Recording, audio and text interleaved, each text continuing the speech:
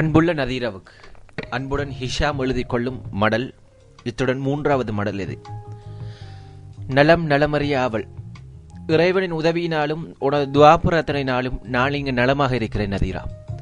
மேலும் உனது குடும்பத்திலே உம்மா வாப்பா இருவர் எவ்வாறு இருக்கிறார்கள்? உம்மாவின் உடல்நிலை எவ்வாறு இருக்கிறது?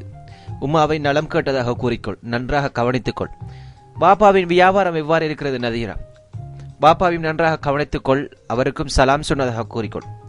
மேலும் நசீர் நானா, சர்மிளா தாத்தா, ஃபஸ்னா தங்கச்சிக்கும் சலாம் சொல்லதாக கூறு. மேலும் நதீரா, உனது படிப்பு எவ்வாறு செல்கிறது? படிப்பிலே நன்றாக அக்கறையை செலுத்து. இத்தோடு நான் எழுதும் கடிதம் உனக்கு இந்த 3வது கடிதத்தில் நீ எந்தவித ஒரு சம்மதமும் தெரிவிக்கவில்லை எனக்கு. மௌனம் சம்மதம் என்று சொல்வார்கள் நதீரா. ஏன் மௌனமாக இருக்கிறாய்?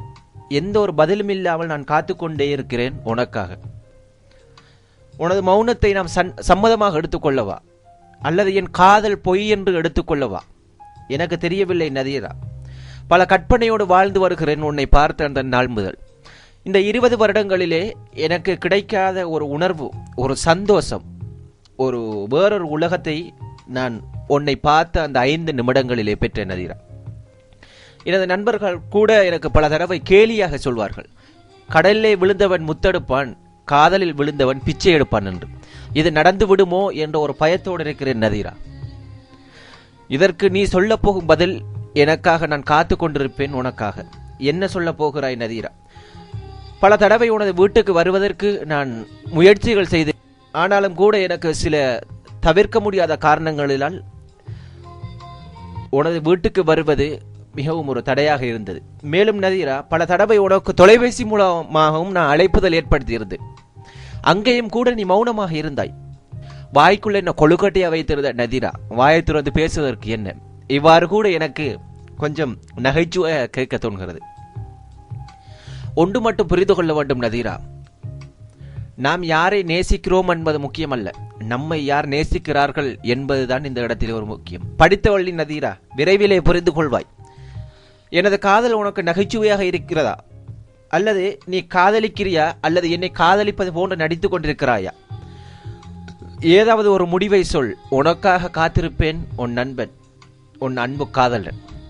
பதிலை விரைவிலே சொல் நதீரா.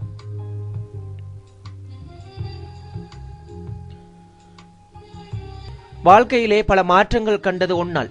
உன்னை கண்ட அந்த 5 நிமிடங்கள் கடந்த 3 மாதத்துக்கு முன்பு ஞாயிற்றுக்கிழமை 4:30 மணியளவிலே. கம்பீரமான நடை, அழகான உடை, உன் அழகான பார்வை, கண் சிமிட்டல்கள் எனது மனதை அவ்விடத்திலே கொள்ளையடித்தது நதீரா. எனக்கு அந்த இடத்திலே வந்தது காதல் மட்டுமல்ல, தாயில்லாத எனக்கு ஒரு தோழியாய், ஒரு நல்ல மனைவியாய், எனக்கு ஒரு தாயாய் இருப்பாய் என்று எதிர்பார்க்கிறேன்.